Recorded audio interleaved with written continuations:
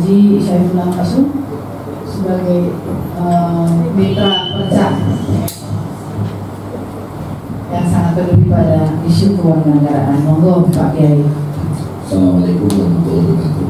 Selamat siang pada seluruh masuk panelis dan undangan. Saya ingin mengajak forum ini untuk ada perasaan optimistis, karena pemerintahan baru di bawah Presiden Prabowo Subianto itu ada semangat sangat memperdulikan dan mengutamakan kehidupan rakyat, baik itu masuk amanah, masuk level yang dihadapi oleh ibu bapak ibu kerja. Saya punya harapan bagus.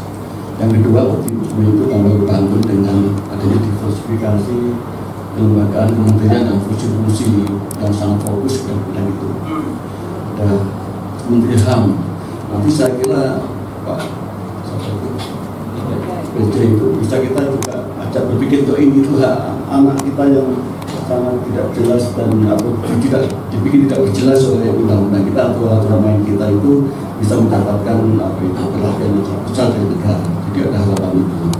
Saya ingin juga tanya pada pemerintah dalam Pak Broto mungkin. Jadi pertama bahwa dilihat dari asas pembelaan, asas hukum yang bersatu, ada asas undang-undang, pembelaan undang-undang itu yang 7 itu kan sebetulnya bisa, tapi itu masuk kita untuk merumuskan sebuah norma hukum yang betul-betul sesuai dengan aspirasi dan kehendak rakyat dalam ini perkara yang punya banyak masalah yang dihadapi dan sangat faktual. Misalnya begini ya, jadi saya tadi sangat setuju dengan dan saya setuju dengan kecenderungan dan heavy-nya pemerintah negara itu lebih cenderung kayak hobi atau kembali mengasingkan warga negaranya gitu ya. Cenderung itu lebih suka gitu. Dikit ya udah kehilangan kewarganegaraan.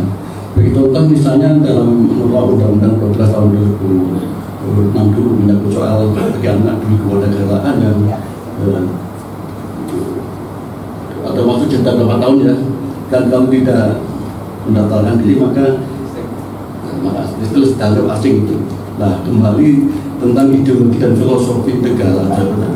Jadi asumsikan ya sebagai Indonesia itu sangat caranya itu dampak psikologis dan apa itu instrumen sosial berikutnya. Kalau kita berpandangan bahwa heavy-nya atau orientasinya adalah Indonesia dulu asing itu punya makna dan punya apa itu konsekuensi yang sangat luar biasa bagi kebutuhan yang lain-lain.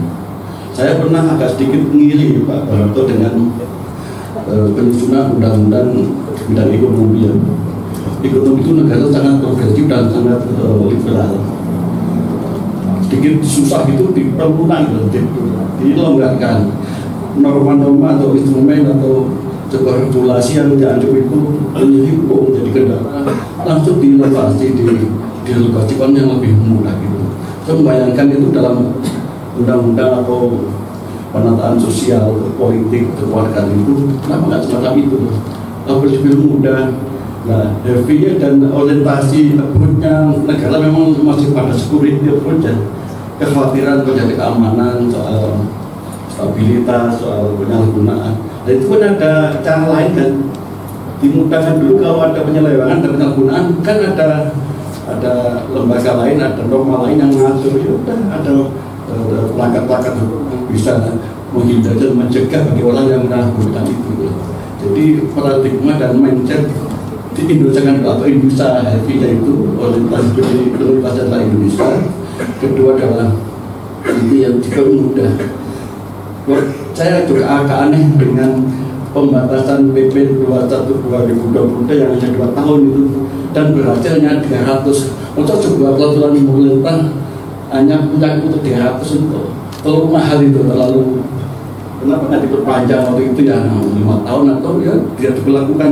Tetap ada periodisasi, ada limitasi, tapi dibayangkan dengan problem yang dihadapi itu bisa menjangkau paling tidak ribuan atau menyelesaikan langsung. Buktinya masih menyisakan problem anak bagi orang-orang yang apa itu ingin mengajukan kewarganegaraan.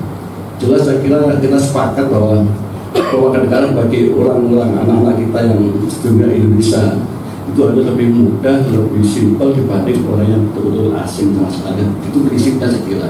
Dengan itu disusunlah beberapa macam BP atau norma hukum yang lebih mudah dan jangan juga berorientasi pada PNBP berdasarkan nasional bukan pajak misalnya itu apa nilainya gitu loh.